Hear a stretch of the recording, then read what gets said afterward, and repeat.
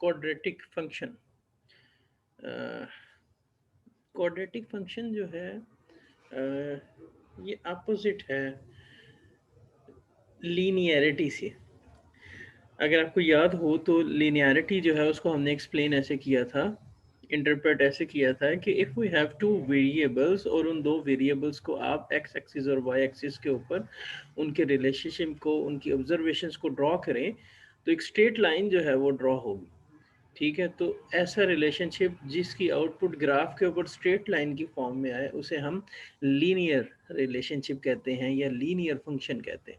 जबकि quadratic function में क्या होता है कि ये यू शेप्ड या एम शेप्ड कर्व जो है, यू शेप्ड या वी शेप्ड कर्व जो है वो ग्राफ के ऊपर इसका बनता है। अब यू शेप्ड या वी शेप्ड कर्व जो है उसका मतलब क्या है? उसका मतलब सिंपली ये है कि ए दो वेरिएबल्स जो हैं उनका आपस में रिलेशनशिप जो है अप टू सम एक्सटेंट उसकी डायरेक्शन उस रिलेशनशिप की वो पॉजिटिव थी, एंड जब वो लिमिट जो है वो लेवल क्रॉस हो जाता है तो वो रिलेशनशिप बिल्कुल रिवर्स हो जाता है, और वो पहले अगर पॉजिटिव था तो उस लिमिट के क्रॉस होने के बाद वो नेगेटिव हो जाता है। तो ऐसे रिलेशनशिप को जो मल्टी डायरेक्शनल हो और जो यू शेप्ड या वी शेप्ड कर्व की फॉर्म में अपीयर हो ग्राफ के ऊपर उसे हम क्वाड्रेटिक फंक्शन कहते हैं। So, it is a function which is non-linear, and the relationship between dependent and independent variable is first of a direct nature and then becomes indirect and vice versa, which means कि अगर पहले जो है वो positive है तो बाद में नेगेटिव हो गया, या अगर पहले नेगेटिव है तो बाद में पॉजिटिव हो जाता है। And there is a limit, there is a limit जिसके बाद ये अपनी डायरेक्शन चेंज करता है। उस लिमिट को हम एक्सट्रीम पॉइंट्स जो हैं उसके तौर पे अपने जहन में रखते हैं। तो एक्सट्रीम पॉइंट्स जो हैं वो या मिनिमम पॉइंट हो सकता है या मैक्सिमम पॉइंट हो सकता है। तो इसका मतलब ये है कि एक रिलेशनशिप जो है वो अगर पॉजिटिव है तो वो अपने मैक्स पे जाएगा और मैक्स पे जाके फिर वो डाउनवर्ड आना शुरू हो जाएगा। तो इससे आपका एक जो है वो कर्व जो है वो बन जाएगा, और वो कर्व जो है उसमें मैक्सिमम पॉइंट जो है वो आ जाएगा। और दूसरी तरफ इनिशियली अगर नेगेटिव रिलेशनशिप है और उसका एक्सट्रीम पॉइंट मिनिमम है, मिनिमम उसकी लिमिट जो है वो जब अचीव हो जाती है तो उसके बाद वो अपवर्ड मूवमेंट जो है वो शुरू हो जाती है। हमारे पास एग्जांपल्स हैं, उन एग्जांपल से मज़ीद क्लैरिटी जो है वो आ जाएगी। First example is income and age relationship. अब इनकम और एज रिलेशनशिप ये दो वेरिएबल्स हैं। इसमें क्या होता है कि आप जो ही 25, 26, 27 से अपनी जॉब शुरू करते हैं तो जो आपकी एज बढ़ती जाती है तो ये आपकी इनकम जो है वो बढ़ना शुरू हो जाती है। With more exposure and experience क्या होता है, आप पहले एग्जेक्टिव लेवल पे हायर किए जाते हैं तो उसके बाद फिर आप असिस्टेंट मैनेजर, फिर मैनेजर, फिर मैनेजर के बाद जीएम, और उसके बाद फिर की पोजीशंस, टॉप की पोजीशंस आ जाती हैं, सीईओ, सीएफओ, मैनेजिंग डायरेक्टर। ठीक है, तो आपकी एज के बढ़ने के साथ साथ आपकी इनकम जो है वो बढ़ती जाती है। लेकिन ये कैसे होता है, ये कब तक होता है, ये एक एक आपकी जो रिटायरमेंट की एज है उस वक्त तक ये मामला जो है वो पॉजिटिव रहता है, ये रिलेशनशिप। मतलब कि इनकम बढ़ रही है, एज बढ़ रही है तो इनकम भी बढ़ रही है। बट रिटायरमेंट की एज अब क्रॉस करते हैं, आपकी कंपनी आपको रिटायर कर देती है, तो उसके बाद क्या होता है कि आपकी एज बढ़ती जाती है, आपकी इनकम जो है वो कम होना शुरू हो जाती है। ठीक हो गया। तो ये उसका सेकंड फेज शुरू हो गया, इनकम और एज के रिलेशनशिप का आफ्टर 60। नॉर्मली रिटायरमेंट की एज जो है ये वेरी करती है डिफरेंट कंट्रीज में, बट ये रिटायरमेंट की एज वो लिमिट है जिसके बाद ये रिलेशनशिप इन्वर्स हो जाता है, और इसमें अगर एज मजीद बढ़े तो आपकी इनकम कम होना शुरू हो जाती है। Then there is a relationship of profitability and liquidity. Company जब प्रॉफिटेबल हो जाती है उसके बाद क्या होता है कि कंपनी के पास इनफ पैसे होते हैं, और कंपनी जो है उसकी लिक्विडिटी जो है वो बढ़ती जाती है। जितने ज़्यादा प्रॉफिट्स आते हैं उतनी कंपनी के पास कैश जो है वो अवेलेबल होता है फॉर सम न्यू प्रोजेक्ट्स, और फॉर वर्किंग कैपिटल, और फॉर अदर एक्टिविटीज़ जो कंपनी ने परफॉर्म करनी होती है, जिसमें सीएसआर एक्टिविटीज़ आ जाती हैं, डोनेशंस आ जाती हैं। तो जो जो कंपनी की प्रॉफिटेबिलिटी बढ़ती है उसकी लिक्विडिटी बढ़ती जाती है। ठीक है। नहीं, इसको थोड़ा सा हम रिवर्स करेंगे। इसको ऐसे है कि इनिशियली क्या होता है, कंपनी आपने ये स्टडी किया होगा, business life cycle of a firm. तो business life cycle of a firm हमें ये बताता है कि जनाब कंपनी जो है वो अ, जब लॉन्च की जाती है तो उस वक़्त कंपनी जो है उसके पास पैसे नहीं होते। आप काम करते हैं, जितने पैसे आते हैं वो सारे आपके ऑपरेशंस पे लग जाते हैं, और ज्यों-ज्यों आपका काम बढ़ता जाता है तो आहिस्ता-आहिस्ता कंपनी जो है वो प्रॉफ़िट्स में आती है। और जब कंपनी प्रॉफ़िट्स में आती है तो फिर उसको एक्सपेंशन की ज़रूरत होती है। उसके पास नए प्रोजेक्ट्स होते हैं, स्पेंडिंग जो है वो नए प्रोजेक्ट्स करके अपना प्रोजेक्ट जो है उसको बड़े से बड़ा करने की कोशिश करती है। और फिर एक स्टेज आती है जिधर उसमें एक्सपेंशन की गुंजाइश जो है वो ख़त्म हो जाती है, जिसे आप बिज़नेस लाइफ साइकिल में मैच्योरिटी फ़ेज़ कहते हैं। वो जो मैच्योरिटी फ़ेज़ जब अचीव हो जाता है, तो उसके बाद क्या होता है कि कंपनी जो है वो, उसके पास इन्वेस्टमेंट के ऑप्शंस जो हैं, वो मिनिमल हो जाते हैं, मज़ीद इन्वेस्टमेंट जो है वो नहीं करती, और उस स्टेज पे जाके क्या होता है कि कंपनी जो है वो अपने डिविडेंड्स जो वो प्रॉफ़िट्स अर्न करती है, वो ज़्यादा से ज़्यादा अपने शेयर होल्डर्स में डिस्ट्रीब्यूट करने की कोशिश करती है। तो ये मैच्योरिटी फ़ेज़ से पहले का फ़ेज़ ऐसा फ़ेज़ है जिसमें एक्सपेंशन के ऊपर मज़ीद प्रॉफ़िट्स जो हैं, प्रॉफ़िट जितने बढ़ते जाते हैं वो एक्सपेंशन के ऊपर जो है वो लगते जाते हैं। तो इस फ़ेज़ में लिक्विडिटी का मसला आता है, कंपनी के पास पैसे कम होते हैं, ठीक है? क्योंकि सारे के सारे पैसे जो हैं वो नए प्रोजेक्ट्स में स्पेंड हो जाते हैं। बट जब मैच्योरिटी आ जाती है तो उसमें आपके पास जो पैसे आ रहे होते हैं, आप चूँकि उनको इन्वेस्ट फर्दर नहीं करते तो वो काफ़ी सारा प्रॉफ़िट होता है, तो वो आप डिस्ट्रीब्यूट करना शुरू कर देते हैं। तो इसका मतलब ये है कि मैच्योरिटी फ़ेज़ जब अचीव हो जाता है तो कंपनी की मज़ीद प्रॉफ़िटेबिलिटी बढ़े तो उसकी लिक्विडिटी बढ़ती जाती है। ठीक है? तो मैच्योरिटी फेज़ से पहले प्रॉफिटेबिलिटी और लिक्विडिटी का नेगेटिव रिलेशनशिप है, लेकिन जब मैच्योरिटी फेज़ अचीव हो जाता है, तो उसके बाद प्रॉफिटेबिलिटी और लिक्विडिटी का पॉजिटिव रिलेशनशिप है। ठीक है? इसी चीज़ को बिज़नेस लाइफ साइकिल को ज़हन में ही रखते हुए 2 तरह की फर्म्स हमारी स्टॉक मार्केट जो है, उसमें आइडेंटिफ़ाई की जाती हैं। एक ग्रोइंग फर्म्स और दूसरी मैच्योर फर्म्स। ठीक हो गया? ग्रोइंग फर्म्स जो है उसके स्टॉक की प्राइस जो है बड़ी स्पीडी बढ़ती है, क्योंकि कंपनी का फ़ोकस जो है वो एक्सपेंशन के ऊपर होता है उस फ़ेज़ में, ठीक है? और उसी वजह से एक्स जो प्रॉफ़िट्स हैं वो ज़्यादा से ज़्यादा प्रोजेक्ट्स में लगते हैं, आपके बिज़नेस का स्केल बढ़ता जाता है, आपके बिज़नेस का साइज़ बढ़ता जाता है, आपके बिज़नेस के एसेट्स बढ़ते जाते हैं, और उससे क्या होता है कि कंपनी के शेयर की वैल्यू जो है वो बढ़ती जाती है। ठीक है? अब फॉर एग्ज़ाम्पल माइक्रोसॉफ्ट की एग्ज़ाम्पल अगर हम लें, तो माइक्रोसॉफ्ट जो है उसने आज तक डिविडेंड नहीं दिए अपने शेयर होल्डर्स को। क्यों नहीं दिए? क्योंकि वो एक्सपैंड कर रहे हैं, कंसिस्टेंटली एक्सपैंड कर रहे हैं, और वो अभी तक अपने मैच्योरिटी फ़ेज़ को उन्होंने अचीव नहीं किया। जिस वज़ह से क्या होता है कि जितना वो प्रॉफ़िट अर्न करते हैं, वो नए प्रोजेक्ट्स, नई कंपनीज़, रिलेटेड फ़र्म्स जो हैं, स्मॉलर फ़र्म्स जो हैं, उनके एक्विज़िशन के ऊपर वो पैसे लगाते हैं। और जो इन्वेस्टर है, जो शेयर होल्डर है, उसको बेनिफिट मिलता है स्टॉक की प्राइस के अंदर। ठीक हो गया। लेकिन दूसरी तरफ अगर आप यूनिलीवर की बात करें, तो यूनिलीवर जो है वो अपनी मैच्योरिटी फेज़ में आ चुकी हुई है। ये फ़र्म 200 साल पुरानी फ़र्म है, तो ये अपनी मैच्योरिटी फेज़ को अचीव कर चुकी हुई है। तो इस वज़ह से अगर आप इसके प्रॉफ़िट्स देखें, यूनिलीवर बहुत अच्छा हैंडसम प्रॉफ़िट जो है वो अपने शेयर होल्डर्स को देता है। तो उसके प्रॉफ़िट्स देखें, उसके डिविडेंड्स देखें, तो वो अच्छा खासा डिविडेंड जो है वो अपने शेयर होल्डर में डिस्ट्रीब्यूट करता है। ठीक है? इसका मतलब ये है कि लिक्विडिटी उसमें काफ़ी ज़्यादा है। तो ये एक मैच्योर फर्म थी जिसमें लिक्विडिटी ज़्यादा है, तो प्रॉफ़िट ज़्यादा आता है, तो कैश भी उनके पास, लिक्विडिटी भी बढ़ जाती है, और वो फिर उसी तरह से अपने शेयर होल्डर्स में डिस्ट्रीब्यूट करते हैं। दूसरी तरफ माइक्रोसॉफ्ट जो अभी मैच्योरिटी फ़ेज़ में नहीं है, ग्रोइंग फ़ेज़ में है, तो उसके पास लिक्विडिटी कम है, जिस वजह से वो पैसे जो हैं वो उनके पास अवेलेबल नहीं होते डिविडेंड डिस्ट्रीब्यूट करने के लिए।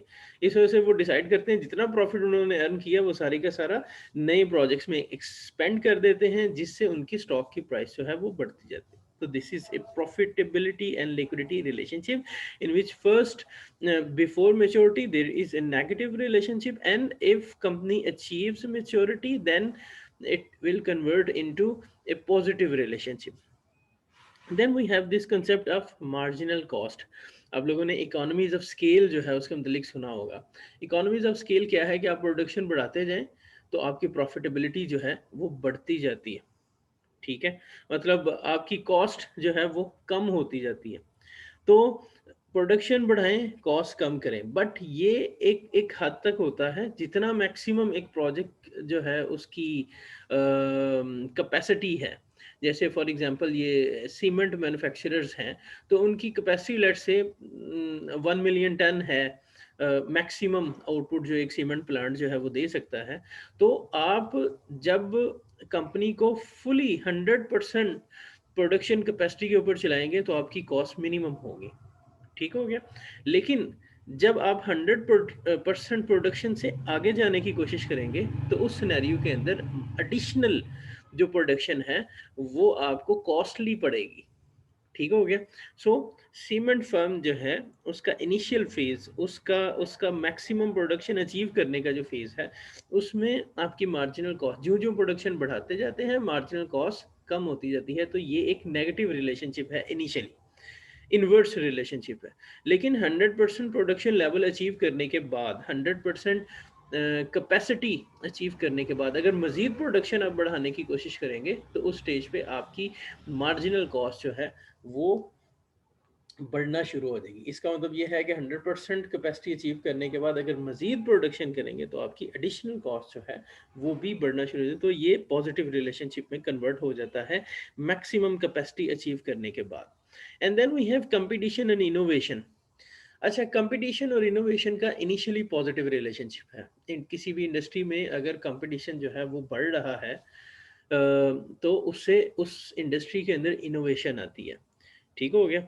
लेकिन ये एक लेवल तक होता है। कंपटीशन जब बहुत शदीद हो जाए, कट थ्रॉट कंपटीशन का सिनेरियो जब आ जाए, तो उसमें फिर कंपनी जो है मज़ीद कंपटीशन अगर बढ़े तो आपका इनोवेशन जो है वो कम होना शुरू हो जाता है, क्योंकि कट थ्रॉट कंपटीशन जो है वो बड़े थोड़े मार्जिन्स जो हैं, प्रॉफिट मार्जिन्स छोड़ता है कंपनी के लिए, जिस वजह से उसके पास R&D के ऊपर स्पेंड करने के लिए मज़ीद पैसे नहीं होते इनोवेशन पॉइंट ऑफ व्यू से।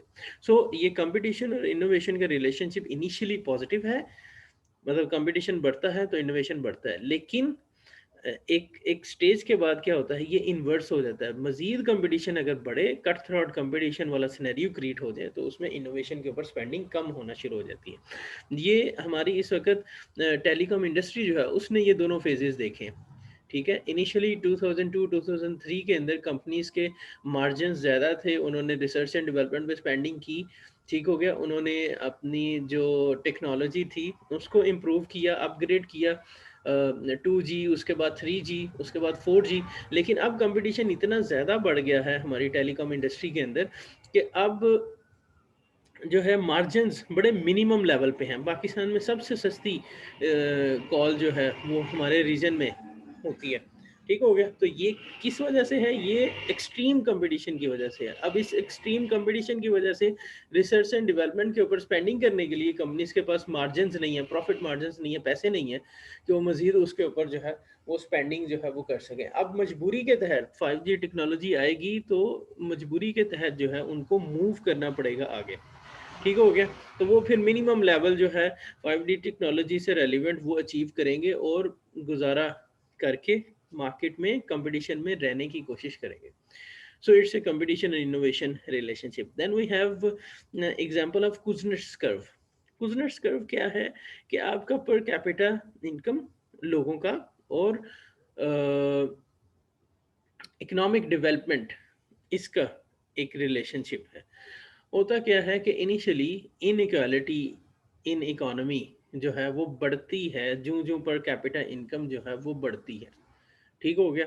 और ये एक लेवल तक होता है, एक स्टेज आती है कि उसके बाद फिर ये इनइक्वालिटी, इनकम इनइक्वालिटी जो है वो और इकोनॉमिक डेवलपमेंट, इसका रिलेशनशिप जो है वो उसके बाद पॉजिटिव होना शुरू हो जाता है। मतलब कि इनइक्वालिटी जो है वो सॉरी नेगेटिव हो जाता है, इनइक्वालिटी कम होना शुरू हो जाती है। इनकम इनइक्वालिटी आपके कंट्री में अगर इकोनॉमिक डेवलपमेंट कंसिस्टेंटली जो है वो बढ़ती जाए। ठीक है। तो शुरू का फेज क्या है कि आपकी कंट्री के अंदर इकोनॉमिक डेवलपमेंट हो रही है।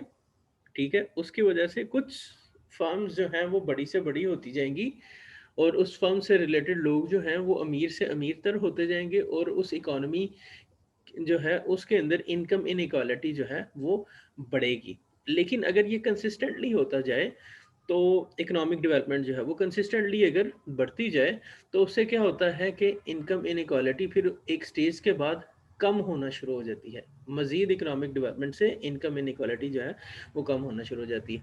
जैसे हमारे पास एग्जांपल जो है वो चाइना की एग्जांपल है। चाइना ने कंसिस्टेंटली 1991 से उन्होंने कंसिस्टेंटली 10-12% के हिसाब से पर ईयर जो है वो ग्रो किया उनकी इकॉनमी ने। तो इनिशियली जो है वो कुछ बिलियनियर्स जो है वो क्रिएट हुए, ठीक है। चाइनीज इकोनॉमी के अंदर इनकम इनइक्वालिटी जो है वो ज़्यादा थी, इकोनॉमिक डेवलपमेंट भी ज़्यादा थी, ठीक हो गया। लेकिन ये आफ्टर 2010-11 क्या हुआ कि उसका ट्रिकल डाउन इफेक्ट आया और जो है लोगों ने ज़्यादा से ज़्यादा लोगों ने बिजनेस पार्टिसिपेशन जो है वो अपनी बढ़ा दी। जो लोग जॉब्स कर रहे थे उन्होंने सीखा और उसके बाद फिर उन्होंने अपने कारोबार जो है वो करना शुरू किए, जिससे इस वक्त क्या है कि इनकम इनइक्वालिटी जो है वो चाइनीज़ इकोनॉमी के अंदर कम हो गई है। ऐसा ही यूएस के अंदर है, ऐसा ही सारी दुनिया में जो डेवलप इकोनॉमीज़ हैं उनके अंदर है कि जो जो डेवलप्ड इकोनॉमीज़ हैं इनमें पहले इकोनॉमिक डेवलपमेंट के आने से इनकम इनइक्वालिटी जो है वो बढ़ी थी। उसके बाद कंसिस्टेंट इकोनॉमिक ग्रोथ की वजह से वो ट्रिकल डाउन इफेक्ट आया और अब उन इकोनॉमीज़ के अंदर इनकम इनइक्वालिटी जो है इकोनॉमिक डेवलपमेंट के साथ साथ कम होना शुरू हो गए। तो इनिशियली ये नेगेटिव रिलेशनशिप था पर कैपिटा इनकम और इनकम इनइक्वालिटी का, और अब आफ्टर आफ्टर सम स्टेज ये पॉजिटिव रिलेशनशिप में कन्वर्ट हो गया। Economic development and fertility, this is another example. ये एक सोशल थ्योरी है। ये थ्योरी ये सिंपली कहती है कि जब इकोनॉमिक डेवलपमेंट आती है तो उससे इनिशियली क्या होता है, लोग ज़्यादा अपना फैमिली साइज जो है उसको बढ़ाते हैं, मतलब कि ज़्यादा बच्चे पैदा करते हैं, ठीक हो गया। लेकिन एक स्टेज आती है उसके बाद ये रिलेशनशिप जो है ये इन्वर्स हो जाता है और इकोनॉमिक डेवलपमेंट मज़ीद होने से किड्स की क्वांटिटी जो है वो कम होना शुरू हो जाती है, ठीक हो गया। तो इसका इसकी एग्जांपल जो है वो पाकिस्तान को ही देख लें। पाकिस्तान में इकोनॉमिक डेवलपमेंट जो है वो बढ़ने से पहले क्या होता था, लोगों के 8-8 10-10 किड्स जो है वो होते थे। जिस वक्त हमारी जो जीडीपी का साइज था वो $100 बिलियन के करीब था, ठीक हो गया। अब जब हम $300 बिलियन के करीब चले गए हैं तो इस वक्त क्या है कि इकोनॉमी के अंदर किड्स की क्वांटिटी 2 3 4 तक आ गई है, जो पहले 8 9 10 तक थी, ठीक है। तो ये क्या हुआ, किड्स की क्वांटिटी, अब इकोनॉमिक डेवलपमेंट और किड्स की क्वांटिटी इन ए फैमिली, इसका रिलेशनशिप जो है वो हम देख रहे हैं। और इकोनॉमिक डेवलपमेंट और किड्स की क्वांटिटी इनिशियली जो है इसका पॉजिटिव रिलेशनशिप है। जब लोग खुशहाल होते हैं तो किड्स की क्वांटिटी जो है वो बढ़ती है इकोनॉमिक डेवलपमेंट के आने से। उसके बाद फिर एक स्टेज के बाद ये मज़ीद इकोनॉमिक डेवलपमेंट के बढ़ने से किड्स की क्वांटिटी कम होना शुरू हो जाती है। उसकी एक वजह ये भी है कि लिविंग स्टैंडर्ड जो है वो लोगों के हाई हो जाते हैं एंड पीपल वांट के उनके किड्स जो हैं उनको अच्छी एजुकेशन, अच्छी हेल्थ फैसिलिटीज़, इंटरनेशनल ट्रैवल, ठीक है, फॉरेन एजुकेशन, ये सारा कुछ जो है वो प्रोवाइड कर सकें। तो लोग खुशहाल होने के बावजूद फिर किड्स जो हैं उनकी क्वांटिटी कम रखते हैं ताकि वो अपने बच्चों को वो सारी फैसिलिटीज़ जो हैं वो प्रोवाइड कर सकें।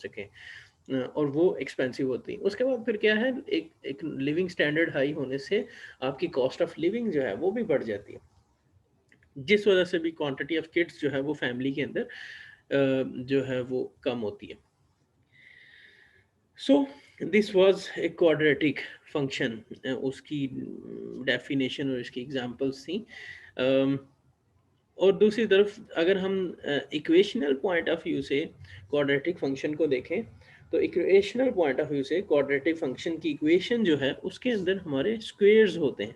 ये टू जो है that is basically a x square and b x plus c, ठीक है। तो इसका मतलब क्या है कि हमारे स्क्वेयर्स या क्यूब्स जो हैं वो एग्जिस्ट करते हैं इक्वेशन के अंदर और उस इक्वेशन को हम क्वाड्रेटिक फंक्शन इक्वेशन जो है वो कहते हैं। जो ग्राफ होता है क्वाड्रेटिक फंक्शन का that will make a parabola. Parabola का मतलब ये है कि आप उस इमेज को सेंटर से डिवाइड करें तो वो एक दूसरे का मिरर इमेज जो है वो बन जाते हैं। फॉर एग्जांपल ये देखें, ये सेंट्रल पॉइंट है, इस इमेज का।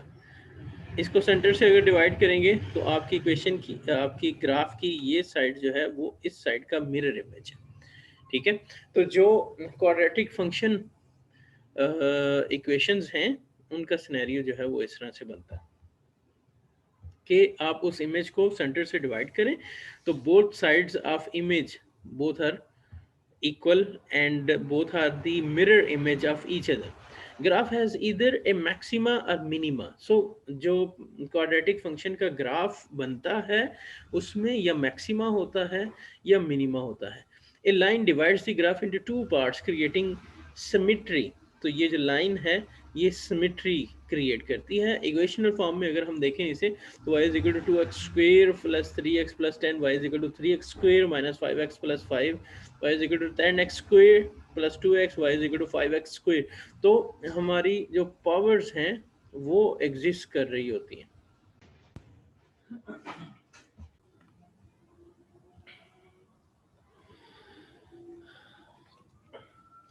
सो इक्वेशनल फॉर्म में अगर हम देखें तो क्वाड्रेटिक फंक्शन जो है उसकी इक्वेशंस के अंदर स्क्वायर्स या क्यूब्स जो है वो एग्जिस्ट करते हैं. क्वाड्रेटिक फंक्शन जो है वो इम्पॉर्टेंट है इस वजह से because we want to do optimisation. ठीक है, हम ऑप्टिमाइजेशन के पॉइंट्स जो हैं वो आइडेंटिफाई करना चाहते हैं. इसको आप ऐसे ले लें कि जैसे for example you are a production manager in your organisation. तो उस सिनेरियो में ऑप्टिमाइजेशन जो है बहुत इंपॉर्टेंट है. आप अगर कॉस्ट के पॉइंट ऑफ व्यू से देखें तो आपको प्रोडक्शन का वो लेवल जो है वो अचीव करना होता है जिसपे मिनिमम कॉस्ट हो. ठीक है, जिसपे मार्जिनल कॉस्ट जो है वो मिनिमम हो जाए. ठीक हो गया, ताकि आप उस लेवल तक ही प्रोडक्शन करें, उस लेवल से आगे प्रोडक्शन ना करें जिस लेवल से आगे एडिशनल प्रोडक्शन पे एडिशनल कॉस्ट जो है वो कम होना शुरू हो जाती है. ठीक हो गया. दूसरी तरफ जब हम प्रॉफिटेबिलिटी को देखते हैं एज ए सेल्स मैनेजर तो प्रॉफिटेबिलिटी के पॉइंट ऑफ व्यू से हमें उसमें भी ऑप्टिमम पॉइंट जो है वो चाहिए होता है कि सेल्स का वो लेवल जिसके ऊपर आपकी प्रॉफिटेबिलिटी जो है वो मैक्सिमम होती है. ठीक हो गया, आप सेल्स अपनी उतनी ही रखें जिधर आपकी मैक्सिमम प्रॉफिटेबिलिटी हो रही है. ठीक है, तो इस वजह से प्रैक्टिकलिटी पॉइंट ऑफ व्यू से हमें ऑप्टिमम पॉइंट्स जो हैं वो अपनी प्रोडक्शन में, अपनी सेल्स में, अपनी ऑर्गेनाइजेशन की एक्टिविटीज़ के अंदर हमें ये एक्सट्रीम पॉइंट्स जो है वो इनको आइडेंटिफाई करना होता है. और ये एक्सट्रीम पॉइंट्स जो हैं ये कैसे अचीव होते हैं? ये एक्सट्रीम पॉइंट्स जो हैं ये अचीव होते हैं, ये एक्सट्रीम पॉइंट्स जो हैं वो अचीव होते हैं अगर हम ऑप्टिमाइजेशन के सिनेरियोज जो हैं उनको अंडरस्टैंड कर रहे हैं. ठीक है, I have to see whether it is recording or not. Okay.